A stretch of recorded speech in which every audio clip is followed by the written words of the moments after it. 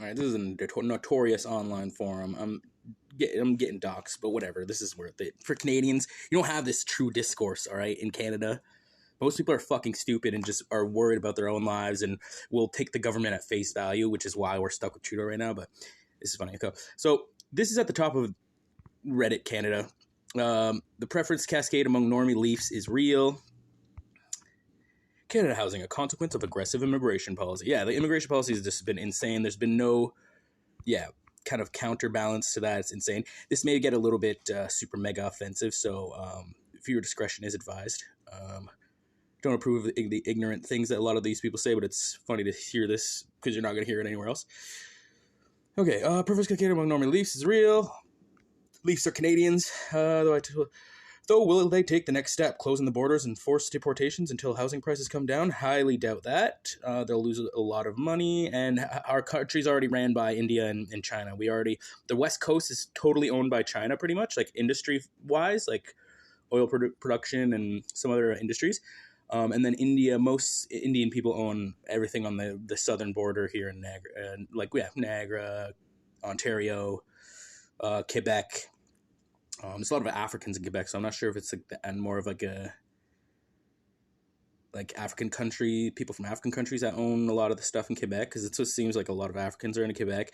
Indians are in the middle in Ontario, a little bit in Saskatchewan, a little bit up north in Ontario, which is crazy. You'd never think that. I've been up north like my whole life. I'm from the north in Ontario, and not very often you would see minorities. They're literally fucking everywhere. Anyway, everyone knows about Brampton, Bangladesh. Anyway, okay, not a bad thing. I like immigration, but not when flooding the country and then the prices are you're screwing your native population and you're screwing the immigrants that are coming. You're screwing this third, second, fourth, fifth generation immigrants that have settled here. Because after a year or two, I don't know, I'm pretty sure, I haven't met many immigrants that haven't settled into Canada and not liked it and just have been legitimately assimilated into Canada. Our lifestyle is pretty chill. We're not really. I usually say if war ever happens, nobody's gonna nuke Canada because everybody's got family here.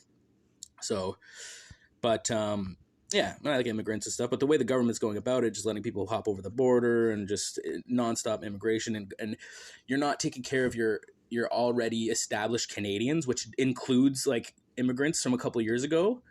So and then you're pushing this agenda where we need to give all of our resources to the newcomers, and then that's great for them when they get here for the first year or two, and that's great for you to get your votes. But then once they're settled in and your population that's already there is suffering, you don't have the infrastructure, you're not giving the money to what's already there. You're eating away at the foundation of what was there to create some new thing, but you know what I mean? You're building your new agenda on top of a foundation that you're eroding.